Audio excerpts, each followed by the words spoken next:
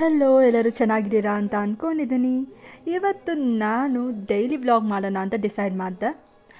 ಮೊದಲನೇದಾಗಿ ನಾನು ಎದ್ದಿದ ತಕ್ಷಣ ಬೆಡ್ ಕ್ಲೀನ್ ಮಾಡಿ ಆಮೇಲೆ ಕಸ ಎಲ್ಲ ಗುಡಿಸ್ಕೊಂಡು ಮೆಡಿಟೇಟ್ ಮಾಡೋದಂದ್ರೆ ತುಂಬ ಇಂಪಾರ್ಟೆಂಟ್. ಮೆಡಿಟೇಟ್ ಮಾಡೋದ್ರಿಂದ ತುಂಬ ಅನುಕೂಲ ಇದೆ.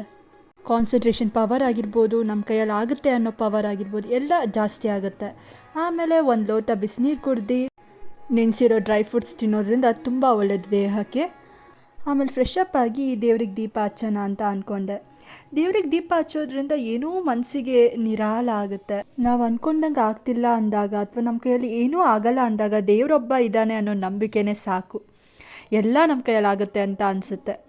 ದೇವ್ರಿಗೆ ದೀಪ ಹಚ್ಚಿ ದೇವ್ರಿಗೆ ಶ್ಲೋಕ ಹೇಳಿದೆ.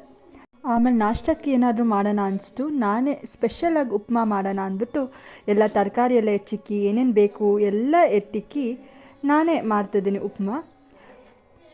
ಈ ಉಪ್ಮಾ ಅಂತೂ ಸಖತ್ತಾಗಿರುತ್ತೆ. ನಿಮಗೇನಾದರೂ ಈ ಉಪ್ಮಾದು ರೆಸಿಪಿ ಬೇಕಂದರೆ ಕಮೆಂಟ್ ಸೆಕ್ಷನಲ್ಲಿ ಹಾಕಿ, ಖಂಡಿತ ನಾನು ಇದನ್ನು ಶೇರ್ ಮಾಡ್ತೀನಿ. ನಿಜ, ನೀವು ಒಂದ್ಸಲಿ ಈ ಉಪ್ಮಾ ತಿಂದರೆ ನೆಕ್ಸ್ಟ್ ಟೈಮ್ ಈ ಉಪ್ಮಾ ತಿಂತಾನೆ ಇರಬೇಕು ಅನಿಸುತ್ತೆ. ಅಷ್ಟು ಟೇಸ್ಟಿಯಾಗಿರುತ್ತೆ, ಸಖತ್ತಾಗಿರುತ್ತೆ ಮಾತ್ರ. ಇದಕ್ಕೆ ಸ್ಪೆಷಲ್ ಇಂಗ್ರೀಡಿಯೆಂಟ್ ಏನಪ್ಪ ಅಂದರೆ ವಾಂಗಿಬಾತ್ ಪೌಡರ್ ಸ್ವಲ್ಪ ಹಾಕೋದ್ರಿಂದ ನಿಜ ಹೇಳ್ತಿದ್ದೀನಿ ಸಖತ್ತಾಗಿ ಟೇಸ್ಟ್ ಕೊಡುತ್ತೆ.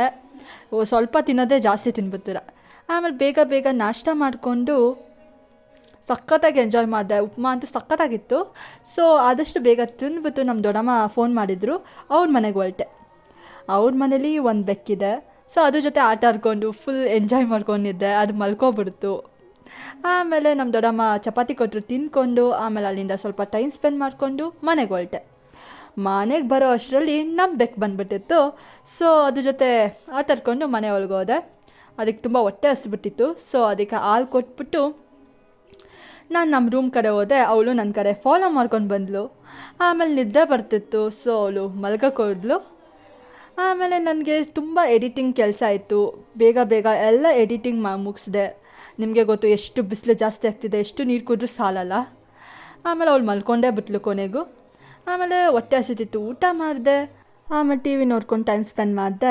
ಆಮೇಲೆ ಯಾಕೋ ನನ್ನ ತಂಗಿ ಏನಾದ್ರು ತಿನ್ನಬೇಕು ಅನಿಸ್ತಿದೆ ಅಂದಳು. ಅದಕ್ಕೆ ಬ್ರೆಡ್ ಸ್ಯಾಂಡ್ವಿಚ್ ಮಾಡೋಣ ಅಂತ ಅಂದ್ಕೊಂಡೆ. ಈ ಸ್ಯಾಂಡ್ವಿಚ್ ಅಂತೂ ಮಸ್ತಾಗಿರುತ್ತೆ. ನೀವು ನೋಡ್ತಿದ್ದೀರ ಏನೇನು ಆಗ್ತಿದ್ದೀನಿ ಅಂತ. ನಿಜ ಹೇಳ್ತಿದ್ದೀನಿ, ತುಂಬ ಸಿಂಪಲ್ಲಾಗಿ ಚೆನ್ನಾಗಿ ಮಾಡ್ಬೋದು. ಆಚೆಗಾರ ನೀವು ಪಿಜ್ಜಾ ಅನ್ನೋದೇ ಮರ್ತ್ಬಿಡ್ತೀರ ಈ ಥರ ಮಾಡ್ಕೊಂಡು ತಿನ್ನೋದ್ರಿಂದ. ಸೊ ಇದು ತುಂಬ ಟೇಸ್ಟಿಯಾಗೂ ಇರುತ್ತೆ, ಹೆಲ್ತಿಯಾಗೂ ಇರುತ್ತೆ. ಬೇಗ ಸ್ಯಾಂಡ್ವಿಚ್ ಮಾಡಿದೆ. ನನ್ನ ತಂಗಿ ಅಂತೂ ಏನಾದ್ರು ತಿಂತಿರ್ಬೇಕು ಅಂತ ಅನಿಸ್ತಿದೆ ಅಂತ ಹೇಳ್ತಿದ್ಲು. ಅದಕ್ಕೋಸ್ಕರ ಬೇಗ ತಯಾರು ಮಾಡಿದೆ. ಮತ್ತು ಏನಾದ್ರು ತಿನ್ಬೇಕು ಅನಿಸ್ದಾಗ ಮಾಡ್ಕೊಂಡು ತಿನ್ಬಿಡ್ಬೇಕು. ಹಂಗೆ ನೋಡೋಕೋದ್ರೆ ನಾನು ಫಸ್ಟ್ ಅಡುಗೆ ಕಲ್ತಿದ್ದೆ ಈ ಸ್ಯಾಂಡ್ವಿಚ್ ಮಾಡೋದು.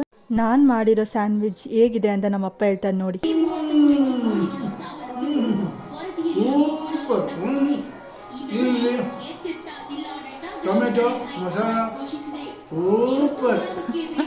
ಅಮ್ಮ ಹೇಗಿದೆ?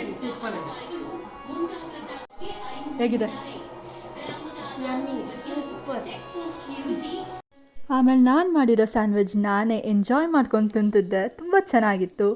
ಇದಾಗಿತ್ತು ಇವತ್ತಿನ daily vlog. Thanks for watching and thanks for your support.